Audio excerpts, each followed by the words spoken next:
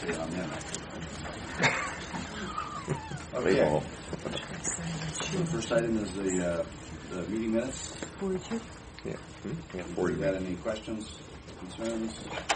I have a motion. Want to read it? The Commissioner's Office is requesting the Board approve and execute the minutes for the meeting of January 27, 2014. So moved. Second. Commissioner Rea? Aye. Commissioner Spillier? Aye. Commissioner Claypool? Aye.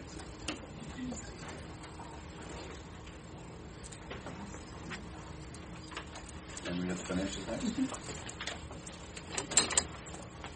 Hey, are we speaking into the mic? Turn on the microphone now. It is on. The first use of the microphone.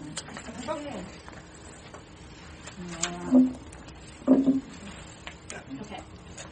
The financials today include a revenue certification for the Sheriff's Law Enforcement Assistance Fund for anticipated state funding, appropriation transfer from the contingency account to put appropriations in place for the 2015 Central Wellness Grant, supplemental appropriations to distribute the carryover balance in the general fund, including appropriation for the Auditor's Office, the Clerk of Courts, ADP, Public Defender, and Veterans Office, as well as the contingency and transfers out of funds.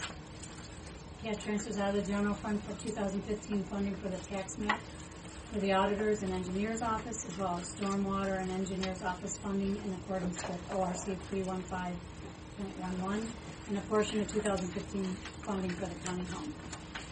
Purchase order for Berggren Associates Incorporated for the purchase of 16 mission alarm systems and service agreements for the Department of Water Resource sewer plants in the amount of $34,089.60.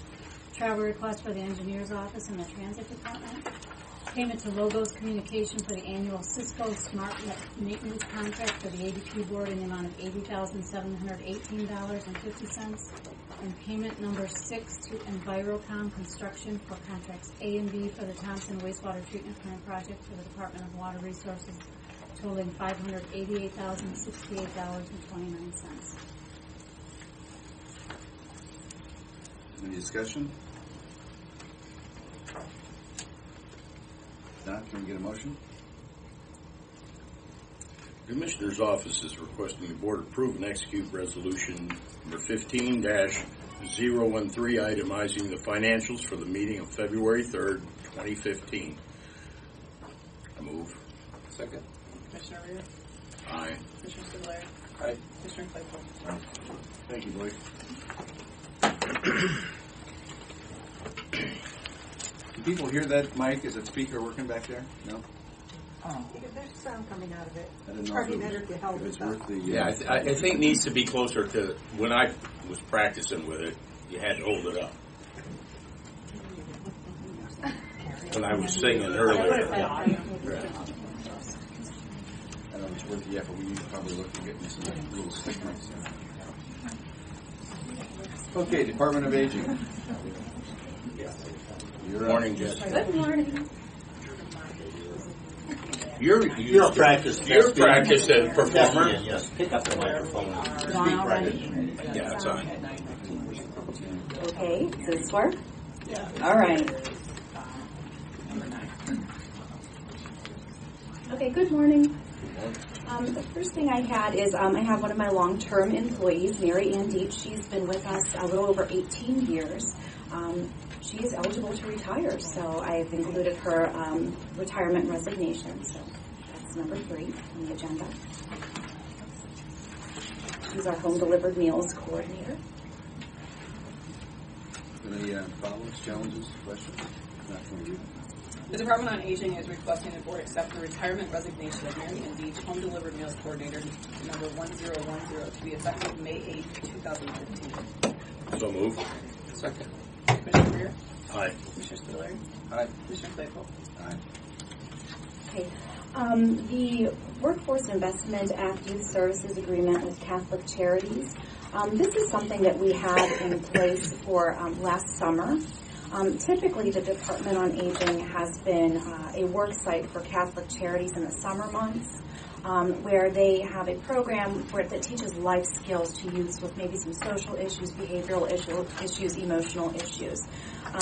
These youths are under constant supervision in the summer months, and they are a large part of our cleanup programs through our chore and home safety. Something that they approached me with is, instead of just doing the summer month, to do a year-round program that will continue the summer program that we have with the group of youth that are under constant supervision, but now also include youths placed with us throughout the course of the year, one at a time, to work on their life skills, job skills, so that they will have success finding an employment. This is a life skills program and not necessarily an income-based program. So this is basically changing the agreement that we had in place that just covered, I believe, June through August to year-round. Any questions? If not, then read it. The Department on Aging is requesting the board approve and authorize the president and board to execute the worksite agreement pursuant to the Workforce Investment Act Youth Services and Training Employment Subgrant between Catholic Charities Corporation doing business as Catholic Charities Diocese of Cleveland and the Geauga County Board of Commissioners for the Department on Aging to provide work experience to youth participating in the program for the period December 1st, 2014 through December 1st, 2015, and will be funded through Catholic Charities Community Services. So moved. Second. Commissioner Rea? Aye. Commissioner Spindler? Commissioner Claypool? Okay, next on the list is I'm pleased to say that we now have a lobby at the Department on Aging with a front desk, so that we have eyes on people coming into the building, and it also helps new visitors. We can direct them where they need to go.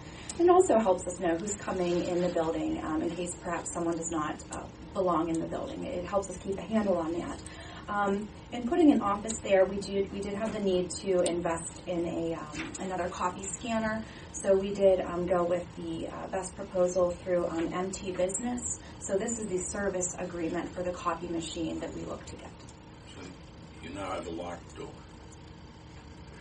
We have someone monitoring an automatic door. And right, I mean, okay. Right. It's handicap accessible. Right. The other doors to the building are locked, except for the front door, with the exception of 15 minutes prior to certain scheduled activities, and they are monitored by staff. Thank you.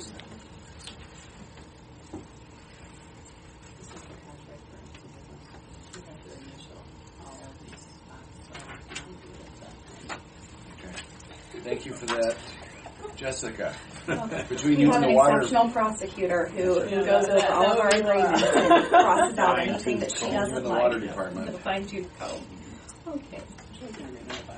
Okay, go The ahead. Department on Aging is requesting the board approve and authorize the president and the board to execute an initial DMT Business Technologies Incorporated VIP maintenance protection for copier C4503 for the period February 3rd, 2015 through February 3rd, 2016. So moved. Second. Commissioner Rea? Aye. Commissioner Spindler? Aye. Commissioner Claypool? Aye.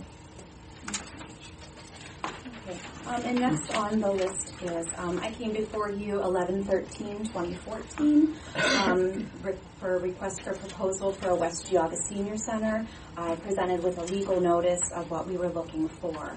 At that time, we did put the request for proposal out in the Maple Leaf, and it was on the county website. We did get 2 responses to this request for proposal. Both responses met the bid specs and requirements. The best bid, however, was Patterson's, and what we did do after touring both facilities, we determined that the Patterson Fruit Farm was the best location. However, in lieu of going for a 24-month lease, which was the original intention, after the advisory board tours, as well as the county administrator, we did have a discussion about really the amenities and what we are really looking for in a senior center on that side of town, because it does service almost as many seniors as our Chardon site. I mean, we're talking a couple hundred off. I mean, there's a huge population that goes to West Geauga. And I think that as far as long-term planning goes, we need to start looking at a bigger picture as opposed to a 1 year and a 2 year and a 1 year and a 2 year when we have so much growth. And please understand that the senior centers, it's not a social club. It's not coffee and cookies. There's podiatry.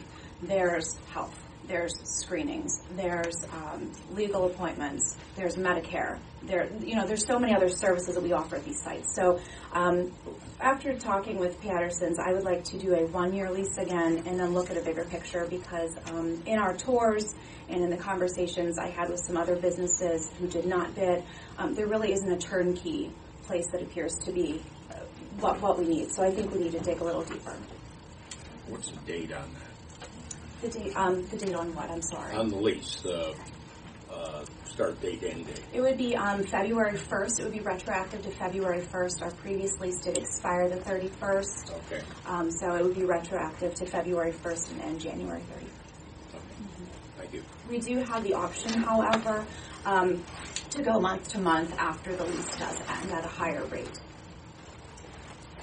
And just as an FYI, Jessica and I had quite a bit of conversation about this prior to. I had a little concern that the public notice was not broad enough. Maybe we need to do a little bit of job with that kind of stuff. And we also need to take a little further look, which we was planning on doing anyway, at the long-term planning, addressing a lot of the issues that she just talked about in terms of the local need versus the county need. Ralph has talked a number of times about the growth in the aging population in Geauga County. We really need to take a broader look at what we're doing, how we're doing it, to make sure we're doing the right things on a long-term basis. So we talked about all that, kind of discussed the best short-term answer to give us a year to sort some of that out, is continuing forward with this. But over this next year, there's a plan to actually look at the long-term, and I would welcome the public to give some input on that. Sure, absolutely. And so, by the way, while I've got the floor, the commissioners each have the opportunity to put a person on the advisory committee. There's a gentleman by the name of Denver Sally who I'm going to be adding to the advisory committee for a representative. And so, just to give you a heads up on that, I'll get you his contact information, and you can tell me how you want to. You just send me an email with his name and phone number. We'll go from there and get his information so we can give him all the information that he needs, bylaws, meeting schedule, etc. And also, I will be sending an email out by the end of the week to all of you if there is someone who you would like to appoint to the advisory board, because we'll be meeting the third Wednesday of this month at 1 o'clock as our reorganization meeting. Any questions?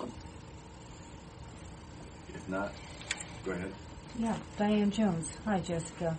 I'm glad to hear that there is that concern for the future, because I well remember the meeting exactly a year ago, the evening meeting, where there were a huge number of senior citizens who were very vocal about their concerns, and yet, on the other hand, it's clear to many of us that $2,500 plus part of the electrical utility is a huge chunk of change. And not being a real estate agent, I don't have a handle on that, but I would suspect under proper marketing and publication that you should get more interest in that particular venue, and there is plenty of retail space around. So I continue to be interested in this subject, and I will monitor it. It's a huge expense. Yeah, I would like to think about what's going to work 5 years from now or 10 years from now as opposed to what's going to work right now. But as far as the price that we are paying, what would the Metzenbaum have cost? Pardon me? What would the Metzenbaum? We were looking at about $11 plus a square foot, and Patterson's is $6.74 a square foot. And we lease, and that does include the electric in it, the square foot. That's the estimate of the electrical cost. So it's significantly lower, and I believe that the county leases to the education department, it's $10 and some odd cents an hour. So the square footage is well below what it should be. So at the end of the month, with the outgo of $2,500 plus utility and the income, that's what you've indicated, there's income from use of the facilities, correct? So at the end of the month then, what is the net difference? I can't give you the month net difference, but I can tell you we brought in about $12,500 last year through donations. At West Geauga, I can tell you that much. Okay, I but don't know month by donations month. are, yeah, that's not necessarily income. So what income are you coming in. looking for, if I Oh, might just, ask? No, I think we were talking Maybe I about the fact misunderstood. that the county gets income from renting the building across the street to the Educational Service Center. So she was saying that as a comparison. okay. I'm sorry if Okay, I And yeah, we're I getting more per misunderstood. square foot from them than we are being charged for Orchard Hills. Okay, I apparently misunderstood, and I'm glad for the clarification. Oh, sure. Okay, thank you. Okay, thank you. The Department on Aging is requesting the board accept a proposal from Patterson Farms for the lease space for the West Geauga Senior Center for a 1-year lease in the amount of $2,500 per month, plus a portion of the building electric as they represented the lowest and best proposal. So moved. Second. Commissioner Rea? Aye. Commissioner Spudler? Aye. Commissioner Claypool? Aye. Good job. Have a good Thank you. morning. It's morning. Have a good morning. Number 9. Okay, we've got a public hearing at 9:30, and so we're going to go to item number 9. Or, no, excuse me, 9:15. What did I say? 9:30? We're not there yet. Okay. I'm just trying to rush because I'm trying to get to the water department. It's so important. Who cares about that?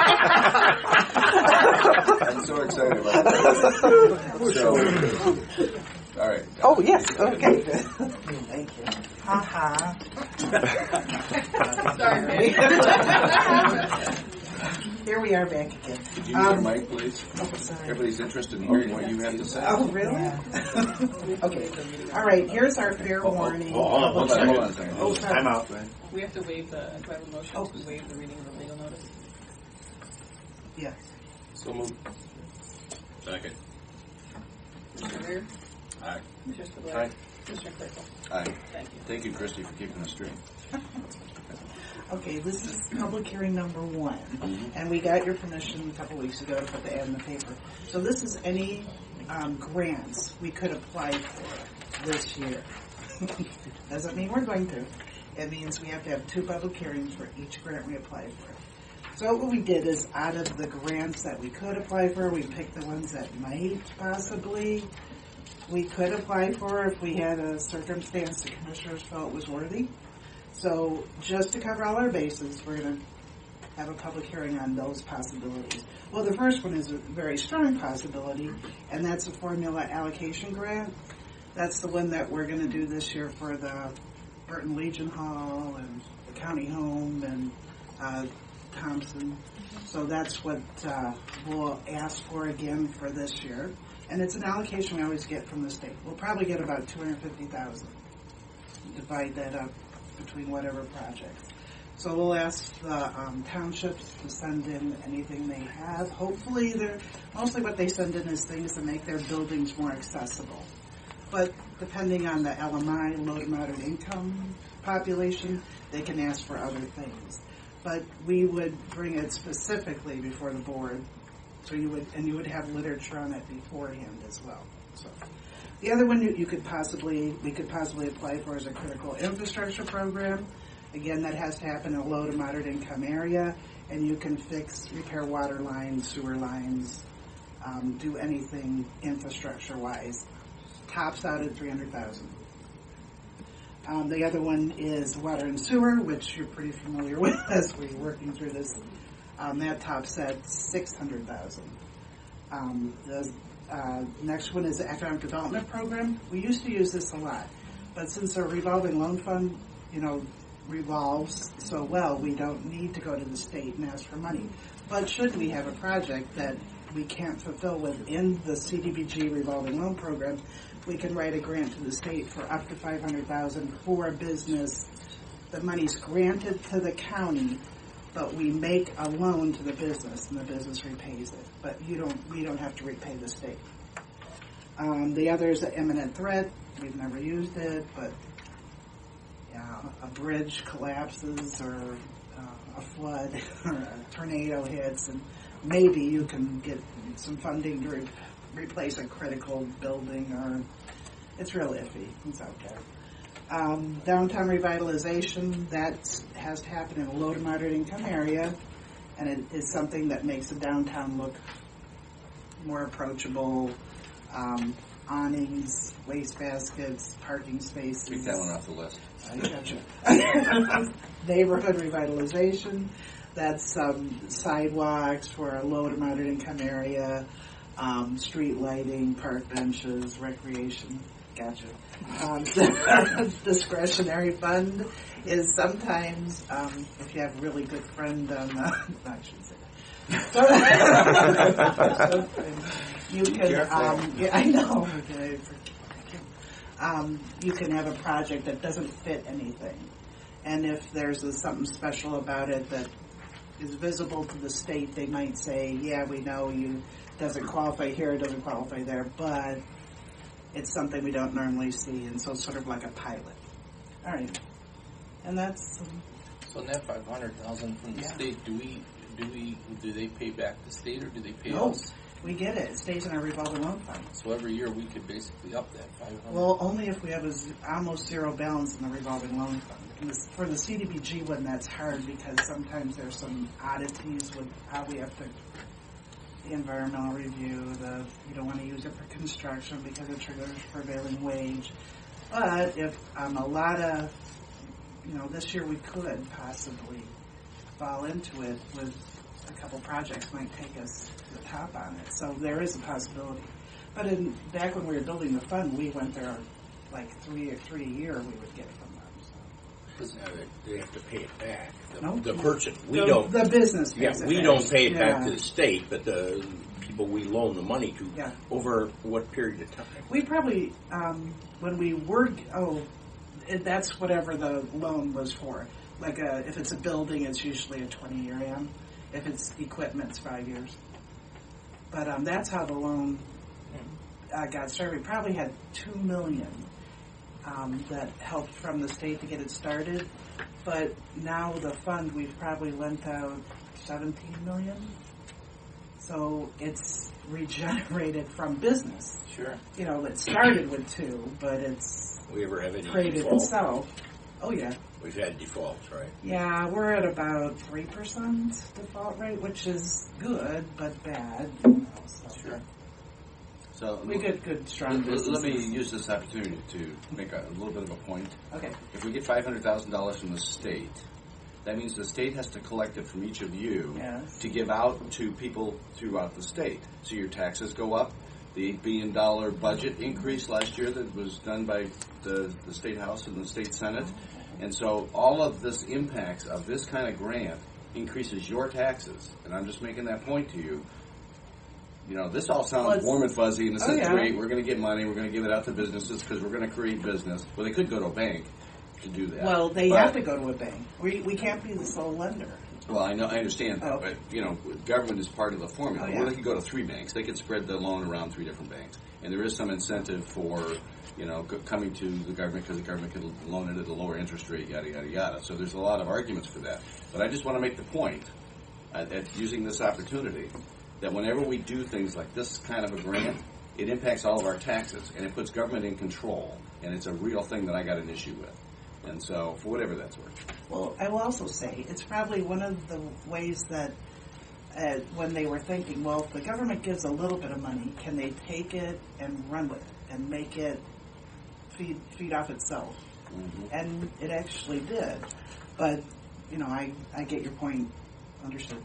Right, but I kind of disagree with what Skip's saying in the sense that there's certain ability. I mean, where you guys are taking a second and third position on banks that those businesses could not otherwise qualify to get in their business. So it's a big thing for us to,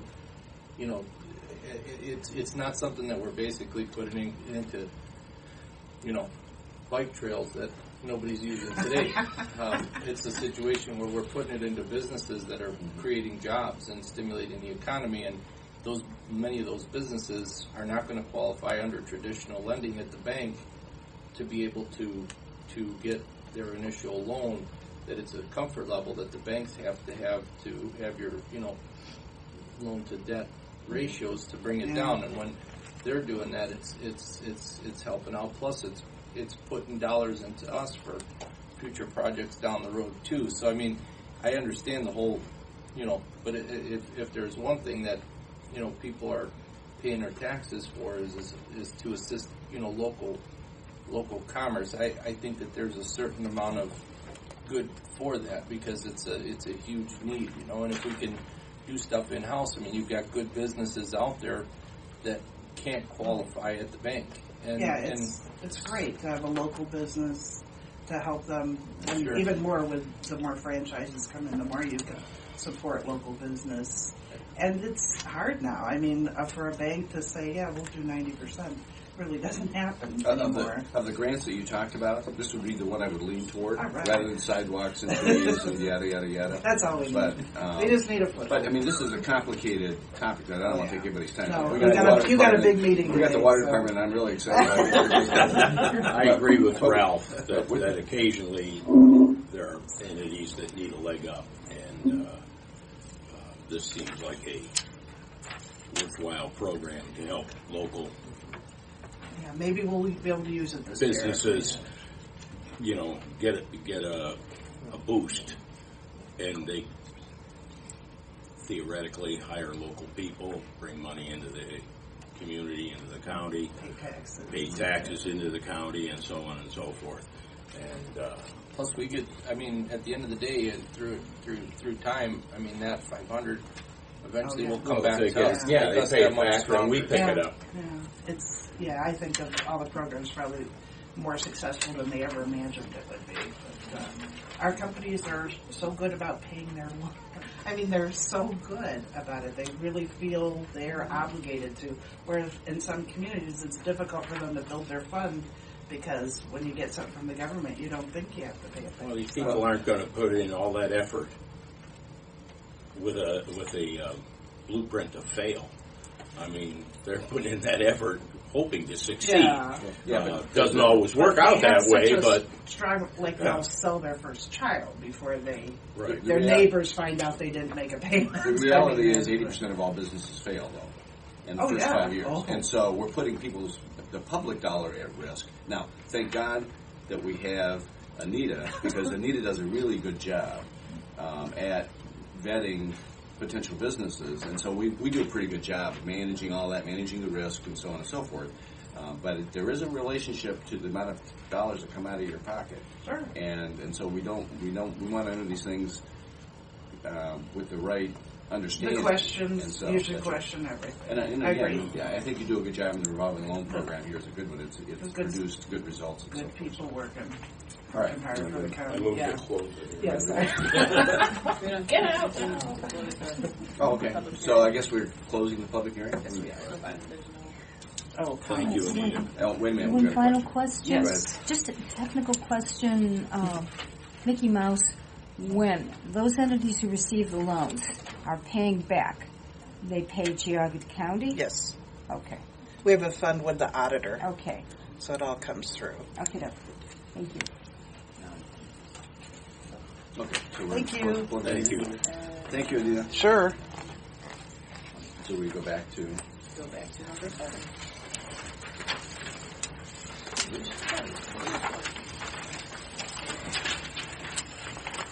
Hi, Patty.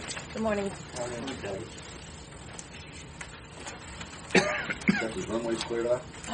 Yeah, as best as we can. It looks like we live in Alaska out there. I mean, there are big mountains of snow. Well, the good thing is if somebody runs off the end of the runway, they probably hit this big puffy snow. No, right? no piles of snow at the end of the runways. Absolutely not. Yes, it'd just be too much damage if something hit it. Well, good morning. Today I'm here for a couple things. We have a couple active grants that are going on, and one of them is a federal grant where at this point the total that we are seeking reimbursement from FAA is $9,149, and that was the electrical portion of putting a obstruction light on top of a tower that is near the airport, near the runway. And I did go out, it's working. It only comes on at night, so I have to make a trip out at night and take a look at it. But it is working, and that's the electrical portion of that grant. Any discussion, comments, questions? The Geauga County Airport Authority is requesting the board acknowledge and approve reimbursement request number 4 for FAA Grant Project 339-005-017-2014 to install obstruction light and aeronautical survey in the amount of $9,149, $8,234 FAA portion, and $915 local county match. So moved. Second. Commissioner Rea? Aye. Commissioner Spitaleri? Aye. Commissioner Claypool? Aye. And the next thing that I have is the balance of an ODOT grant that we were able to receive for 2014. We did manage to come in under budget on the grant, about $7,500 less than what our engineer had expected and what was granted to us. So that the grant will be modified to show $70,500 less, saving everybody a little bit of money. But this is the final draw on this grant. The project is complete. And the final draw here is $15,527.85. Questions, comments? Yes. Go ahead, Dan. Yes. Was this a Could you please grant? state your name? I'm sorry. Oh, I'm Just sorry. asked that for Diane public Jones, record. Auburn Township. This particular grant from ODOT is NOACA, Northeast Ohio Area-Wide Coordinating Agency, responsible for any of that action? No, this is strictly the Ohio Department of Transportation Office of Aviation that runs the grant program. So you deal directly with them? Exactly. Okay. Thank you. The Geauga County Airport Authority is requesting the board acknowledge and approve reimbursement request number 3 for ODOT Department of Aviation 2014 Ohio Grant Program Project 14-03 to reconstruct taxiway and apron in the amount of $15,527.85, $13,525.07 ODOT portion, and $1,502.79 local county match, and $500 for engineering not covered by the grant. So moved. Second. Commissioner Rea? Aye. Commissioner Spitaleri? Aye. Commissioner Claypool? Aye. Patty, one question. Is there any update on the utility poles? No, basically what is happening now is this aeronautical survey that we're doing, all this data is going to be collected, and between our engineer, our board, and the FAA, we will go through it with a fine-tooth comb and see if we can actually eliminate some of those from having to be done. If they don't quite fall into the category with height regulation, we may be able, it looks to me like we might be able to get rid of a couple of those poles that we don't, not have to remove a couple of those poles. Okay. So that's the purpose of this aeronautical survey that FAA pays for us, is to make sure all of our runway area, our runway protection zone are all accounted for. We can see what trees are in the way now. We can see what poles are in the way now, instead of having to speculate. Yeah, this one looks like, it really is going to help us. And so we are hoping there may only be in the end 1 or 2 poles that have to come down, and we're hoping to be able to negotiate a little bit better. But the prosecutor's office is still looking at, once we know specifically which poles we have to do from this survey, we can then go back and make sure that all the regulations were followed at the time those poles were put in. By the illuminating illuminating company. Yeah. And then we'll also go and seek a little bit of help from them, but so far they've been... I thought you had reported that it was going to cost them like $1 million. $1,050,000. $1,050,000. All right. $1,050,000. And we had a CEI representative here. Periodically, he shows up. And anything you can do, or I can do for you, just let me know. So I called him and said, hey, how about doing this? And he said, oh, I'll check in. Yeah, it's going to cost you $1 million. I said, well, all right. Yeah, and what frustrated me was when they gave us the quote for the $1,050,000, basically we were told, don't ask it to break it down because we're not going to break it down for you. And there's some question whether or I not would they like to installed know them illegally. In the first place. There are a lot of regulations around an airport. There is actually some old, one of the things we're looking at, there's actually some old county zoning that went back when the airport was put into place that actually afforded us a 30-to-1 glide slope, which our regulation with FAA is a 20-to-1 glide slope. What that means is for every 30 yards you go out, you can go up a foot. Every 30 feet you go up a foot. Our reg required is 20 and up a foot. So it actually would, if it was put in and it didn't meet that 30-to-1 glide slope, there may be some action that we can take to get them to at least come down in the price. I mean, nobody wants to stick anybody with anything. Everyone wants to be fair on everything. But it just didn't seem like a fair price was given to us, and not giving us any explanation kind of ruffled my feathers a little bit. Yeah, I keep up the good work, because it's almost like they want to work with us if we pay the full boat. Correct. So, we'll work it out and see what we got to do. Obviously, the most important thing is to keep the airport safe for everybody, and that's what we're looking to do. Thank you. Thanks, Eddie. Yep, you're welcome. Thanks.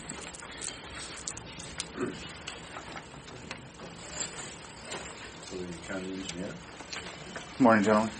Good morning. How are we? Good. The drive wasn't plowed. The drive wasn't plowed. What we have here is just the second part of the closure of a mortgage satisfaction for Canyon Lakes Subdivision 12B. You've already agreed to do this. This is just signing and approving and executing the release of the deed.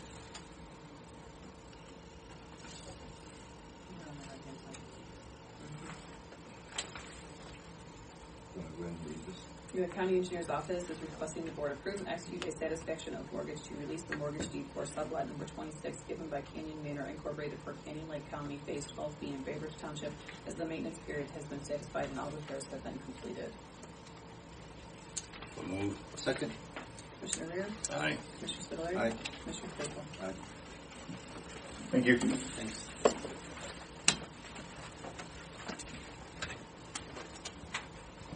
Morning, Andy. Hey, Andy. Good morning. Tag team this morning. A little warmed up first on that. Okay. We're here on the few last steps of Stillwater. We're finishing up the few last steps of Stillwater dedication process that we started. Mr. Claypool, don't, if you're not with it, I can run through some details if you'd like. No, I'm good. But,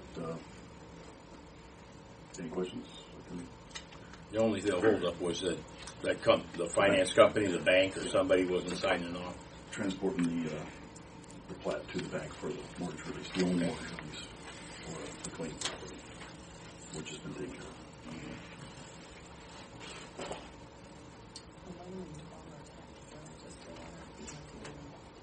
Yeah, let's do that. We're going to read those together. Number 11, and this is number 12.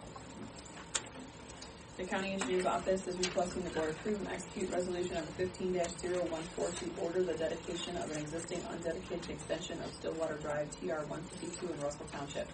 The County Engineer's Office is requesting the Board approve and execute the final plat for the dedication of an undedicated extension of Stillwater Drive in Russell Township. So move. Second. Commissioner Rea? Aye. Commissioner Spudler? Aye. Commissioner Claypool? Aye.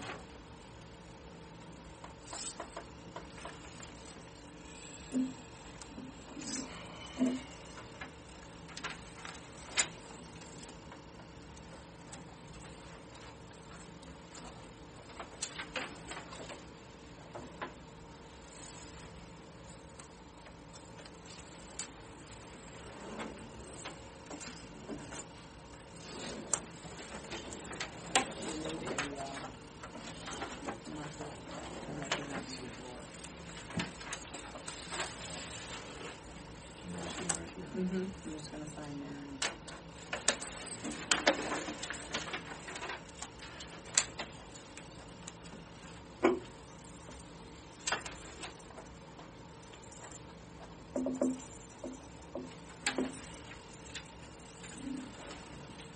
Just the top guy.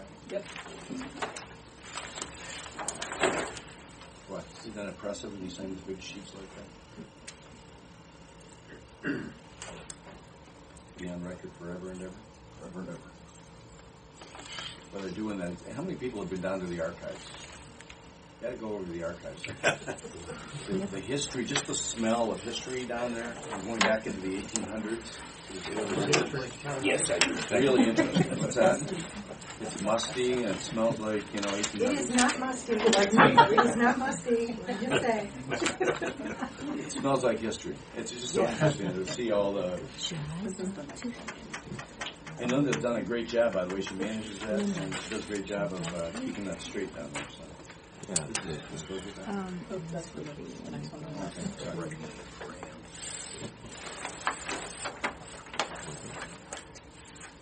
Next up, number 13 is the annual resolution for authorizing the county engineer to undertake projects using force account in certain cases for year 2015, which is an annual thing that we request. Explain the force account. Force account basically allows the county engineer to perform work either on roads, culverts, or bridges underneath certain limits without, because it's been processed by the ORC.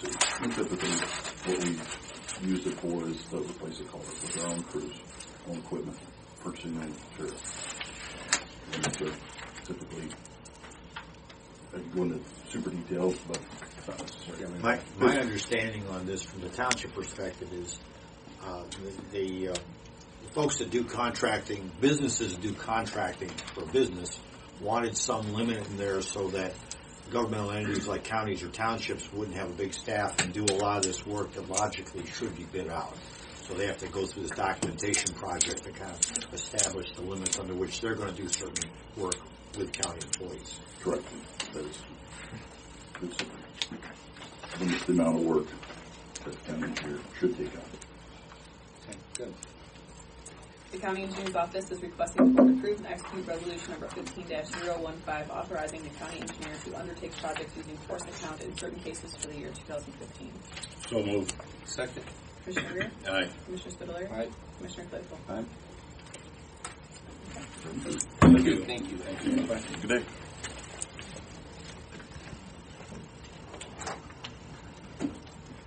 Good morning. Good morning. How are you? Good. How's everybody? Good.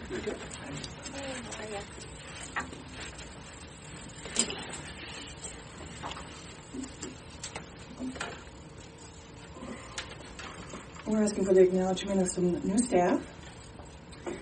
We have Andrea Wingfield, who is a social service worker 2 in a replacement position. She obtained her bachelor's degree in social work at Ohio University and completed internships at Athens County Children's Services and the Kids Discovery Club at Good Works. 2, we have Ashley Guarneri, who is also social service worker 2, and both of these are replacement positions. She earned her bachelor's degree in criminology and her master's degree also in sociology, both from Ohio University. She did some field experience at a correctional facility in Athens and worked in an Appalachian Behavioral Health Center there. The third position is in the IM department, Brian Burke, as an eligibility referral specialist, 2, also a replacement position. He worked for over 7 years as an income maintenance representative at Ashtabula County, so we're glad to have his experience and kind of launch him over to our county. Prior to that, he served as a senior loan officer for some home mortgage lenders. The fourth, also in the income maintenance department, Angie Reed, or Angela Reed, as an eligibility referral specialist 1. This is a new position. We previously had a temp filling this position for over a year, and that was actually at a higher cost to the agency that the new position is. We had 2 veteran staff leave that department, so that availed some funds then to have that as a full-time position, along with some system changes from the state, kind of implying that there's going to be some additional intake work in that department. She came to us with 11 years experience from the Lake County YMCA's Perry Child Care Center. She was their executive director there. And then the 5th position is Natalie Roncalli, and in the agenda it had her listed as a social service worker 2, but there's a correction to that. She's a social service worker 1. Thanks. Also, a replacement position comes to us with her Bachelor's of Arts degree in psychology from Penn State, and most recently worked as the lead mental health specialist over at Beach Brook, and also volunteered with the local Women's Safe.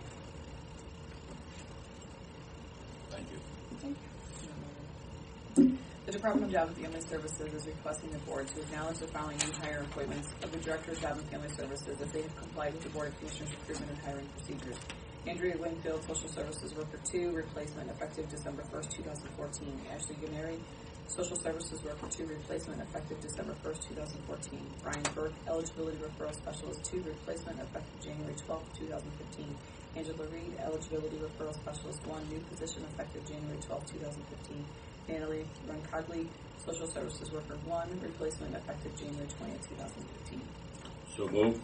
Second. Commissioner Rea? Aye. Commissioner Spudler? Aye. Commissioner Claypool? Aye. Thank you.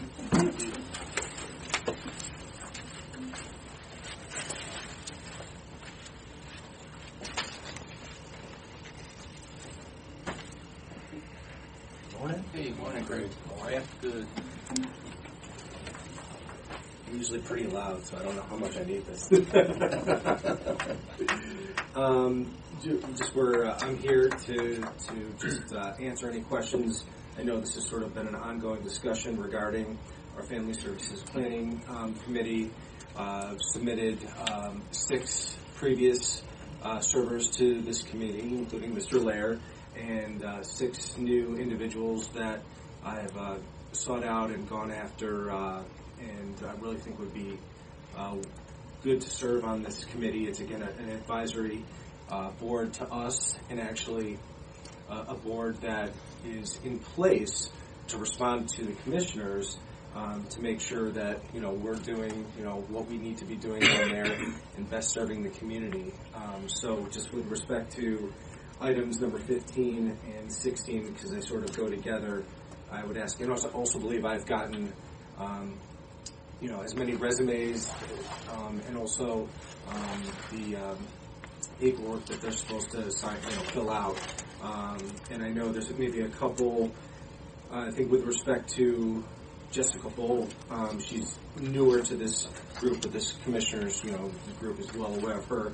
And Chester Miller, I had spoken with Commissioner Claypool, and also he's been a long time Amish community representative that's sort of been a liaison for JFS, and I know at least Commissioner Claypool's familiar with him. And I think this is a new thinking, but I think it's really important that we have an Amish community member representative on this board to make sure that, because we do, we're there also to serve them as well, I know, and really try to be a liaison to show that, we're a friend to them and, can serve them, as best need be. So I would just ask the commissioners to approve these appointments, and we have our first meeting February 12th, and so we can get moving and, do what we need to be doing.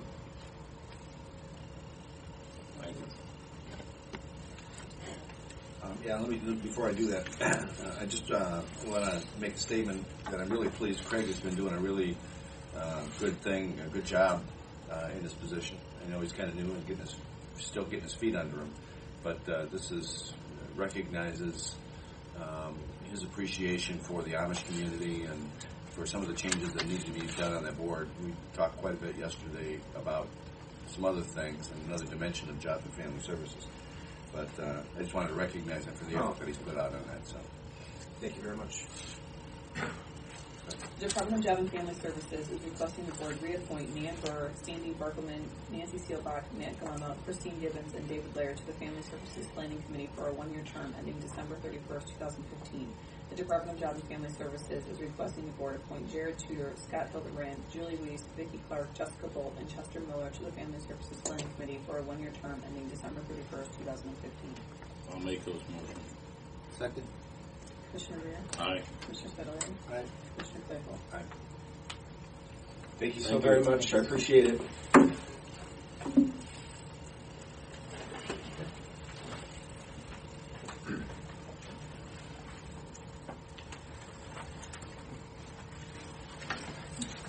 Good morning, Dan. We step around. How are you doing, sir? Good morning. Morning.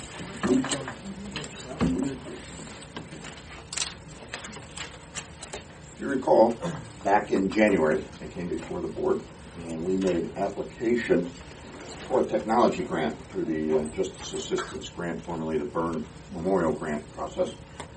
And we have been awarded that grant. We qualified.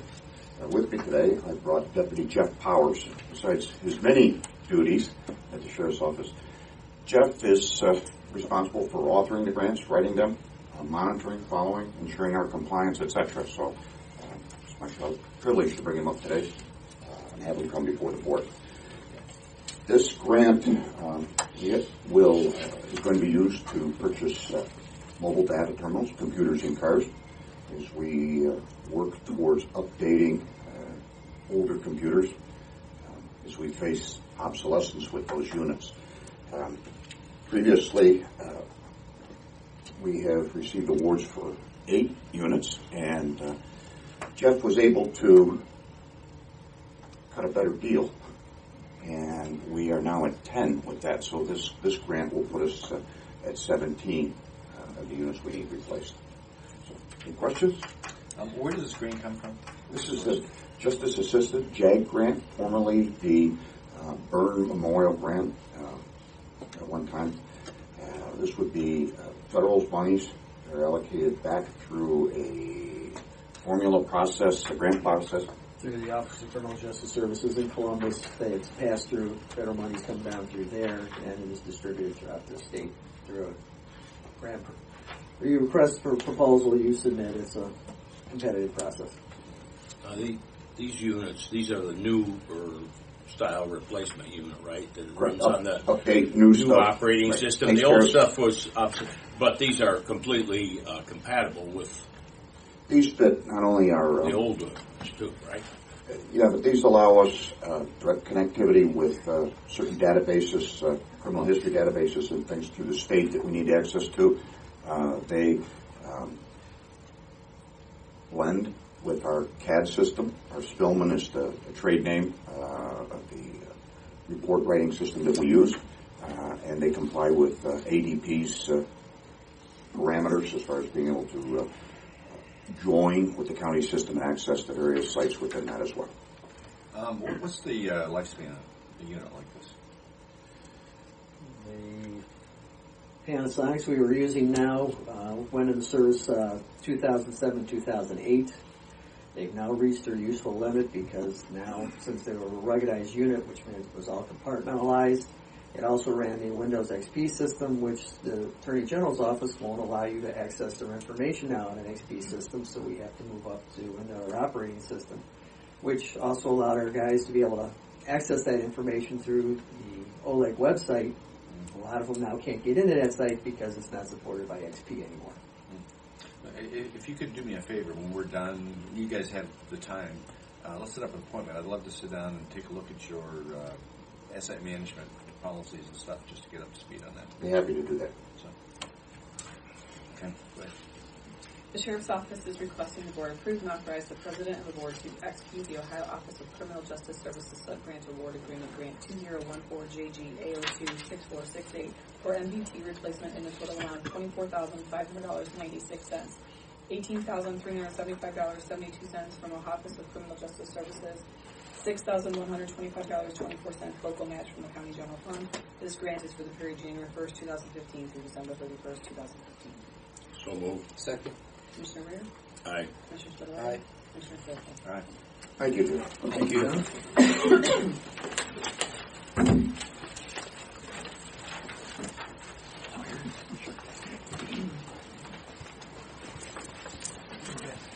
Yay.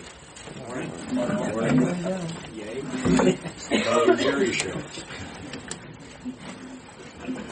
All right, first two items on the list are about position of personnel issues. The first one is for our McFarland wastewater treatment plant, which is a 24/7 shift there. We've currently been having a summer help, and then they've been going back and forth to the seasonal help there. We don't have a need for somebody full-time, but a part-time person has been working out really great for the last couple of years. Especially now that we have 2 or 3 employees that have 6 weeks vacation, basically, and they retire soon, and so there's a lot of fill-in time, especially when he runs all a tight shift there, 24/7. If one person calls off sick, it causes a major overtime issue problem, and with this part-time person that we've been doing with the summer help helps out a lot. So what we're doing is we're asking to hire a part-time person full-time. Instead of seasonal. Permanently, yeah, part-time permanent. Yeah, instead of keep going back and forth every 4 or 5 months every time, summer help with the seasonal required. Questions, comments? We can read the next two together. Okay, the next one would be is for our water section, basically. In our budget, we had for a new person for the water section when our supervisor retired 4 or 5 years ago. We never replaced that position. We just sort of shifted people and moved people around. So the water section has been in need now for somebody else. So somebody from the maintenance section sort of wants to come over to the water. We're going to do internal interviews to find out the best candidate internally. So then we'll have an opening in the sewer section there. So that would be hiring a brand new entry person for the maintenance for the sewer section. Once that person gets transferred over to the water section. The Department of Water Resources is requesting the board grant permission to advertise for the position of part-time maintenance worker number 2330-1 at the McFarland wastewater plant. This position will remain posted until filled. The Department of Water Resources is requesting the board grant permission to advertise for the position of full-time maintenance worker number 2330 at the Merritt Road Garage. This position will remain posted until filled. I'll make those motions. Second. Commissioner Rea?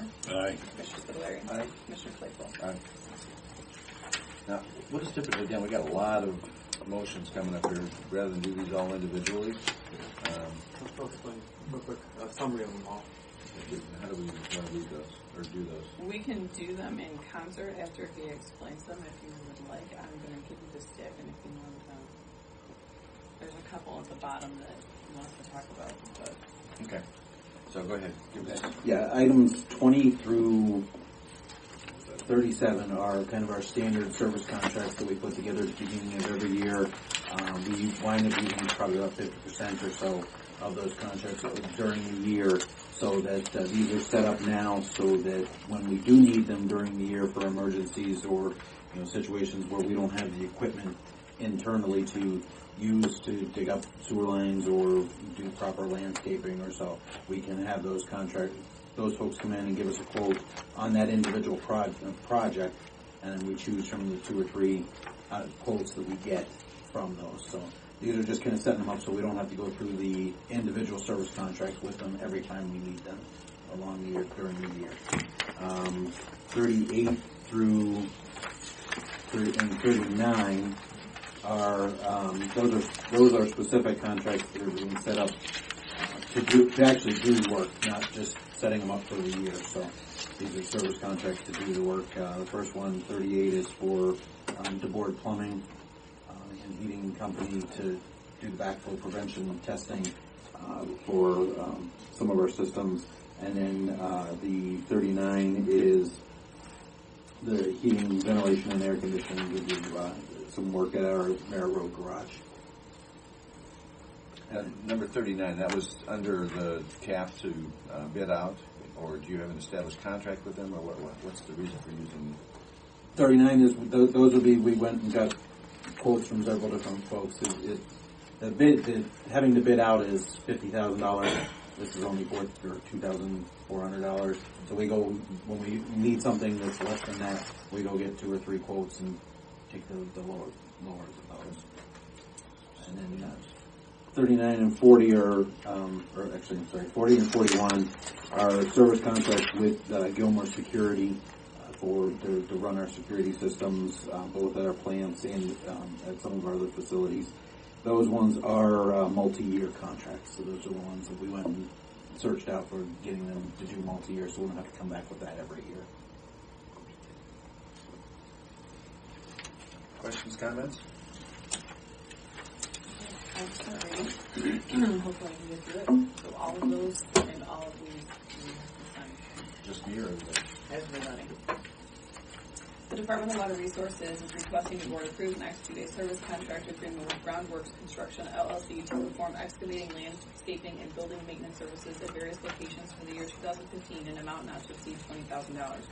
The Department of Water Resources is requesting the board approve and execute a service contract agreement with Berger & Associates Incorporated to perform maintenance service and installation of all telemetry and control systems, including meter calibration at various water facilities for the year 2015 in an amount not to exceed $10,000.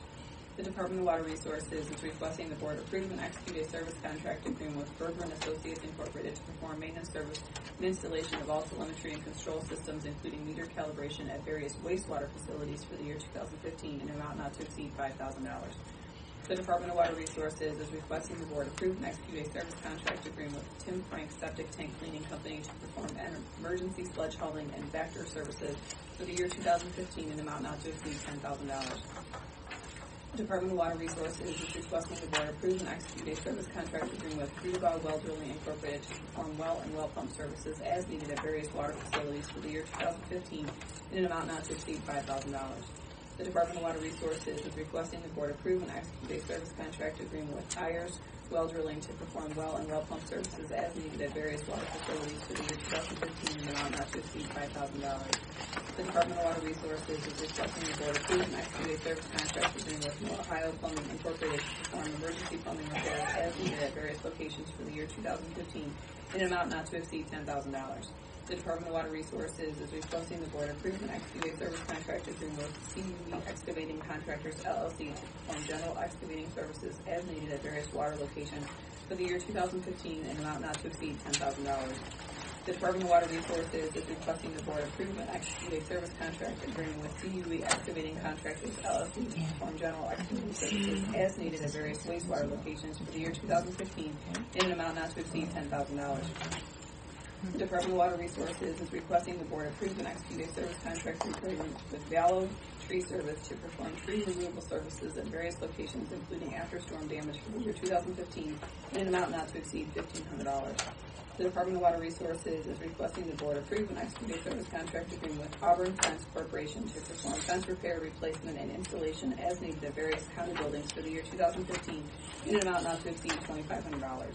The Department of Water Resources is requesting the board approve and execute a service contract agreement with DeBoard Plumbing and Heating Company Incorporated, doing business as Benjamin Franklin Plumbing, to perform emergency plumbing repairs as needed at various locations for the year 2015 in an amount not to exceed $2,500.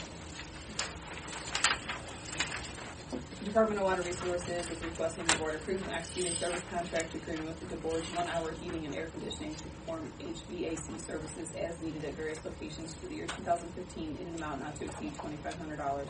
The Department of Water Resources is requesting the board approve and execute a service contract agreement with Yarnell Tree Company to perform tree removal services as needed at various water treatment plants for the year 2015 in an amount not to exceed $1,500. The Department of Water Resources is requesting the board approve and execute a service contract agreement with McDonald Equipment Company to perform generator services and repairs as needed in the water section for the year 2015 in an amount not to exceed $1,000. The Department of Water Resources is requesting the board approve and execute a service contract agreement with Water Door Sales and Service Incorporated to perform door repair services as needed at various locations for the year 2015 in an amount not to exceed $2,000. The Department of Water Resources is requesting the board approve and execute a service contract agreement with Workman Industrial Services Incorporated to perform emergency rehabilitation and improvements as needed at various wastewater treatment plants for the year 2015 in an amount not to exceed $20,000. The Department of Water Resources is requesting the board approve and execute a service contract agreement with Emory Electric Incorporated to perform electrical repairs as needed at various locations for the year 2015 in an amount not to exceed $10,000. The Department of Water Resources is requesting the board approve and execute a service contract agreement with DeBoard Plumbing and Heating Company Incorporated, doing business as Benjamin Franklin Plumbing, to perform annual testing of backflow prevention devices at the corner of Holbrook, South Franklin Street, and Chagrin River Road, South Franklin Street, per requirements of the City of Cleveland for the year 2015 in an amount not to exceed $1,665. The Department of Water Resources is requesting the board approve and execute a service contract agreement with Comfort Systems USA to perform services to maintain the HVAC system at the Merritt Road Garage, including spring, summer, fall, and winter inspections for the year 2015 in an amount not to exceed $2,428.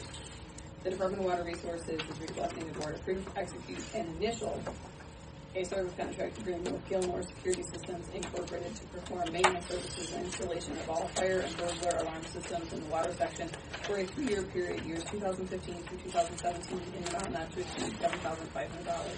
The Department of Water Resources is requesting the board approve, execute, and initial a service contract agreement with Gilmore Security Systems Incorporated to perform maintenance services and installation of all fire and burglar alarm systems in the wastewater section for a 3-year period, years 2015 through 2017, in an amount not to exceed $15,000. Great job. Do we have any plans? In normal years, these wind up coming in piecemeal. Somehow this year they all just One more, really? Yeah, I think there's only one more, yeah, but that, normally we do, 3 or 4 per session. This year somehow they just all worked out. The one thing we will be looking at next year though, is going back and reviewing these based on the past years, which one of these we tend to use more often because they come in lower, and try to get them to do multi-year contracts with us on those. We did kind of broach the subject with 1 or 2 this year, and they were kind of hesitant about doing multi-year based on they don't know what their costs are going to be and such, but we're going to go back and say, we've done a lot of work with you. Let's try to see if we can work something out, at least to get a multi-year with maybe a reevaluation of the cost of, in between years or so. So that way we won't be doing this every year. Do I have a motion? Well, Walter had a question. Oh. Hey, Walter. I have a suggestion here that Doug and Jerry buy you all lunch after all the signatures and the readings that you just went through or are going through. Sounds like a well, and I might point out, you see this big stack of papers here? Yep. Somebody had to ensure that every I was dotted and every T was crossed, and then we had the right place to sign coming into this whole thing. And, we know. You guys bat it first, and then when it comes to me, I double check it before. I think that's a statutory title of clerk, but it's a very unfortunate title because it really doesn't do justice to the kind of work and the level she works at. And if we have to come back and sign this again, guess who's going to be on the guy? Christie. Yes. Well, signing these, not really able to follow along. That's through 41? Yes. Okay. I'll make those motions. Second. Commissioner Rear? Aye. Commissioner Spudler? Aye. Commissioner Claypool? Aye. They do have one more. Yeah, but you're not signing. You guys you have overused your time today. I'm just going to point that out to you. You extended your welcome. You got it.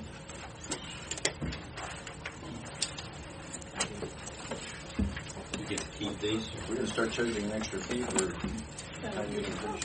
Carrie. These are ours. Yes, those will be yours. You've got to pay for time in the saddle, boys.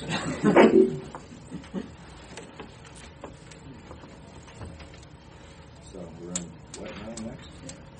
The next item is just rules and regulations for the department. Over the last few years, we've been reviewing them and upgrading them. The last time they were actually updated was 1998, so we figured it was time for an official review and upgrade. Most of what we have included in there now is items that the department's been doing for numerous years through approval of boards or just changes to our internal policies. We're just actually putting them into a document so that we have that. We have been reviewing, like I said, we've been reviewing them for the last few years. Everybody in the department's kind of had at least an opportunity to take a look at them and comment on them. And they're now including not only our rules and regulations, but in the back of it is our standards and specifications, which have been included with the department rules, but only by reference. So now they're actually part of that. We have included. I've included in your packet there just kind of an outline of some of the sections that we may receive comments on. I don't know whether we will or not. These will be. We did send out a letter with the last bill, which went out last week to all of our customers, notifying them that these rules are going to be up for comment for the next 30 days till March 6th, and there's actually a notice that's going to be published in the paper this Friday. Interesting to note is that there is no requirement under the Ohio Revised Code to publicly advertise these or let anybody know we're creating them. They can literally just be created and signed off, but we feel it's important that we make sure our customers know what our rules and regulations are, and as well as anybody who would be doing work with the department. So this is just presenting copies to you. They will be there'll be a copy on our website. It was noted in the letter to the customers as well as on the public notice, and we'll have a hard copy in our office for anybody who wishes to review. And just to be clear, these are rules that we created. These are rules that are just just a reinterpretation or a re-offering of Ohio Revised Code rules? What's the context on these? Most of them are just rules for working within our department, dealing with our fee system, dealing with installation of service connections, any issues we might have with regards to inflow and infiltration into our sewer system, pre-treatment requirements for any of our industrial customers who would be sending us sewage that came in contact with their process, rather than just the sewage from a office building that's toilets and sinks. Anything that they would, if they're Great Lakes Cheese as an example, they use our water to clean their facilities, and then that gets flushed down into our sewer system. So industrial customers like that. Some of it is clarification of what's in the Ohio Revised Code. Other is just more documentation of how we handle the things that aren't specifically covered, other than saying you can do this in the Ohio Revised Code, and we're creating our rules on how we're dealing with that. And so, who devised these rules? It was a combination of taking the original rules that were from 1998 and 1975, before that, I think, and then looking at it, Doug, myself, and then we had the rest of our gave our other employees an opportunity to review them. Did we check to see if these, how these compared to other counties and so on and so forth? So yes, we actually, Susan Whelan with the prosecutor's office reviewed it, but we also took them and hired an attorney who's very fluent in the environmental laws. He reviewed those plans, gave us some comments. The one thing, this gentleman is Steve Hoy. He does presentations at the County Sanitary Engineers, County Commissioners Associations on the environmental law updates every year. He did review them. One of the things I did note, let's see if I can find where I wrote that down at, because I thought it was pretty good. His comment was that these rules and regulations are among the most comprehensive that he has had the opportunity to review, and they've hit all of the most important issues. Okay, and so from an approval standpoint, what approvals are required on these? Are these informational to us? These are informational to you right now. We'll be coming back, subject to any comments we might have that may push that back further. Our plan is to come back to you on March 15th to get a final actual approval for it. Okay, but we do have approval authority? Yes. Yes. My question is with regards to number 3 under reasons on the front page. Numerous customers, 395 in 2014, do not pay bills, and amount is certified to property taxes. That's always troubled me. Why did they do that? Under the Ohio Revised Code, I think I know why. Our only choice is to, if we don't have if people don't pay their sewer bill, is to certify it to the taxes.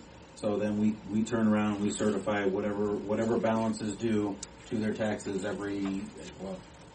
we end the date October, so we certify them the first week in November or so, and send them up to the auditor's office to be put on their property taxes. Why anybody would do that? Because there is a fee that's associated with that increases their overall costs. I can't speak to any individual. My understanding is that it is not supposed to be deductible because it's a service. It's a service fee. It's not an actual tax. But whether anybody does that or not, I can't speak to anybody individually because I pay my bill. Yeah, and it's not to break the bill down into smaller increments because they're getting billed monthly anyway, aren't they? We bill every other month. Okay, so every bi-monthly or whatever, every 2 months they get a bill, and if it's added to their property tax, they get to pay half of it, and then they get to pay another half of it. Along with an additional fee that was added to it when it was certified. I don't know. Someone has to sit me down and walk me through why that even happens. I just can't figure that out. Yeah, I don't know why anybody would do it that way. That's individuals' choices, but that's some of what we're looking for with putting these rules into place. And that's all we do notice. I mean, they're given notice and they're told, if you don't do this, we're going to do that. And, right. And so this is all follows the process. And, that's the individual's choice. Other than sending the sheriff out and beating him up a little bit, then yeah, I mean, our only choice under the Ohio Revised Code is to certify whatever balance is due. So turn off their water. That would be great, but a majority of our sewer customers don't have our water. They're on wells and they only have sewer. There's only a handful. Well, if you backed under sewer, yeah, I was going to say, just make it so it doesn't flush. They'll pay their bill right away. I mean, we do get when it is certified. We when we review, we get about 96% of that back. The problem with that is instead of getting it when the service was provided, it's a year or two later by the time it gets on the property taxes and gets paid through the property taxes and then paid back into our account. That's one of the things we're changing here. In other words, currently we have at the certification time it's 12%. So what we're adding in here is we don't have a late fee. So once we're done here, every 2 months, whatever their balance due, they're going to be 6% late fee attached to it. So that at the end of the year, whatever's certified, then it's the 6% for the total. So we're sort of catching up throughout the year, getting our money ahead of time on a lot of this. So that's one of the changes that we put on there for you. So currently, by our rules, we do 12% at the end of the year.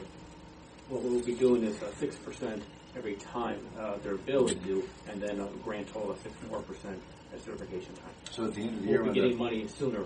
At the end of the year, when their property taxes are due, assuming they pay their property taxes, then you catch up. That's correct. And they just pay an extra 6%. Currently, they're paying extra 12%. I mean, it's foolishness, but what are you going to do? I won't even go there. I was going to make some comments on that. I could see it on a rarity where somebody's got a hardship or something and they're having a hard time making their bills, but doing it every year consistently is somebody's game in the system somehow. Thank you, gentlemen. I appreciate the fun this morning, and we'll be moving on. Good day. Thank you.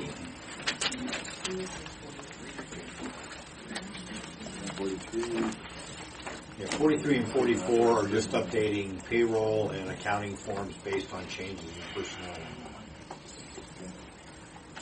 Any questions, comments, or you want to read it? The Commissioner's Office is requesting the Board approve and authorize the President of the Board to execute the updated payroll authorization form for the Department on Aging, Archives and Records Center, Building Department, Commissioner's Office, Community and Economic Development, County Home, Department of Emergency Services, Dog Warden, Maintenance Department, and the Transit Department. The Commissioner's Office is requesting the Board approve and authorize the President of the Board to execute the updated accounting forms authorization form for the Archives and Records Center, Commissioner's Office, and the Community and Economic Development. So moved. Second. Commissioner Rea? Aye. Commissioner Spudler? Aye. Commissioner Claypool? Aye.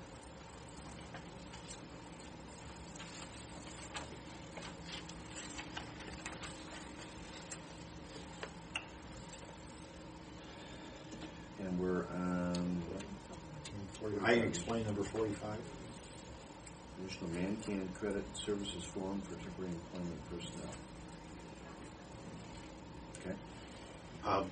Fall of 2013, when this office was facing 2 maternity leaves simultaneously, I went out and contacted 3 temp agencies because I wanted to attempt to have someone to be here to help bridge those maternity leaves. And with signing up 3 temp agencies, we felt that would give us the best chance of finding a temp who would do a good job during the time we needed that person. Subsequently, now we've had a situation where one of our employees left for the engineer's office. Our front desk person, Debbie Ashburn, was promoted to that former person's position. So now we have a need to fill the gap of the front desk person. And we thought the most prudent way to do that financially, as we kind of sort out what our needs are long term, would be to work with a temp agency again. Because some time has elapsed since the last time these agreements were done, one of the temp agencies was okay with providing us temps under the old agreement. The other 2 have asked for updated agreements. So The one that's before the board today is for Mancan. It's the same terms as the last time. It's just updating the agreement to be constant or current so that they can possibly provide us with temp employees. Questions, comments?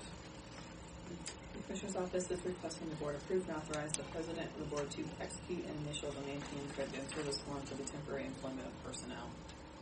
So moved. Second. Commissioner Rea? Aye. Commissioner Spudler? Aye. Commissioner Claypool? Thank you.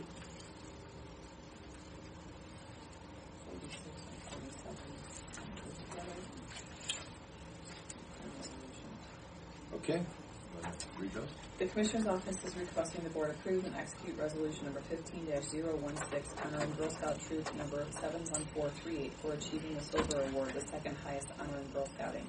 The Commissioner's Office is requesting the Board approve and execute Resolution Number 15-017 honoring Girl Scout Juliet Jessica Sunderhaft for achieving the Silver Award, the second highest honor in Girl Scouting. Make those motions. Second.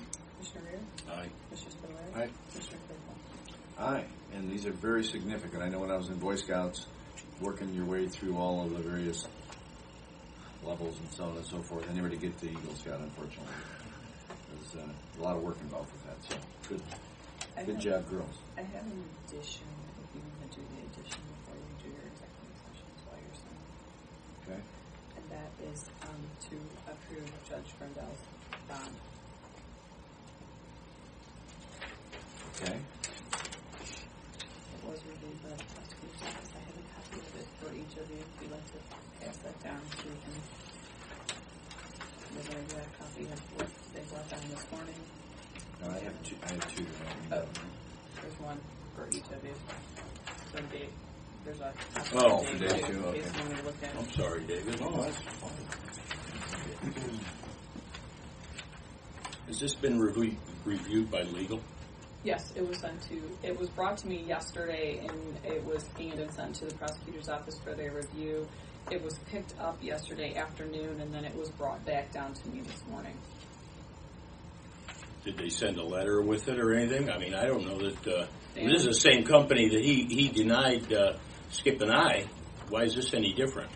What was attached to it this morning was a copy of the premium, a copy of the approval that you did on his continuation certificate that was done in November, a copy of the ORC, and then a second copy of another ORC where there's lines underlined. That was what was attached to the bond when it came down this morning. Kim, I don't know, you brought it to me this morning. Did they say anything else to you? No, I didn't play a role in this. I really can't speak to it. My understanding was whatever was included in there should be able to answer your questions. And I mean, from my perspective, the issue that Judge Grindale had with our bond had to do with the titling on the bond and the way that was corrected. I don't see any issues with this. I talked to... except that half of it's written in longhand. I don't know if that's a legal issue or whatever. Again, I don't have any particular issues with this bond. I think it's correct. If we've got legal opinion on it, that it's correct. So, where's the legal opinion that says it's correct? Can I see that? I don't have a written one. We don't I just have that a document. verbal one from Laura yesterday. She Wow. talked to the insurance company, and they did not have any problems with the writing in of the information on the bond. We're going to call for a vote. I have a motion to... The Commissioner's Office is requesting the Board approve a public official's bond for Timothy J. Grindel, Geauga County Juvenile Probate Judge, in the amount of $5,000 pursuant to ORC 2151.02 and 2101.03, and further authorize the President of the Board to execute the approval form. motion. I'll move. Second. Commissioner Rea? Abstain. Commissioner Spudler? Aye. Commissioner Claypool? Aye.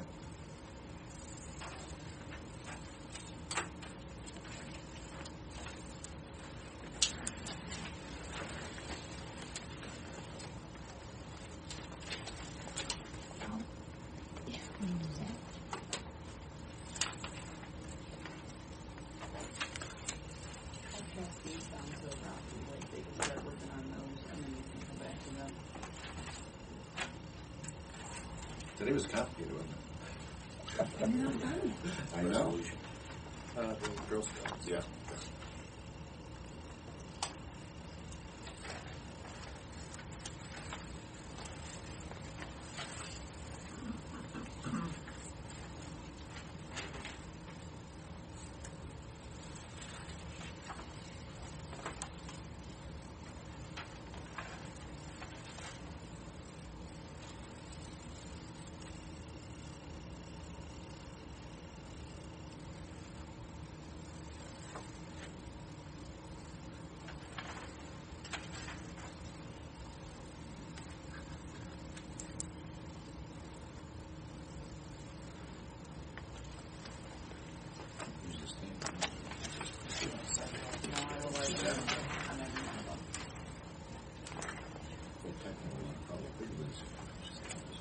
We only do these every time that just need to be updated.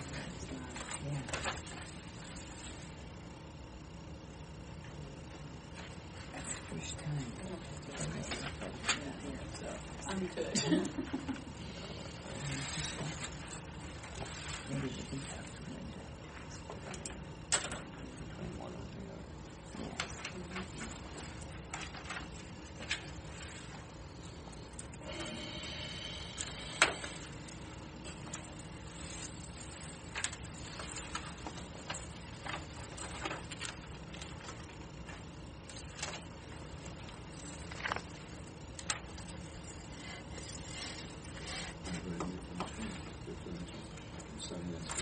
The Board of Development of Disabilities is requesting the board move into executive session for the purposes of reviewing negotiations with public employees concerning their compensation or other terms and conditions of their employment.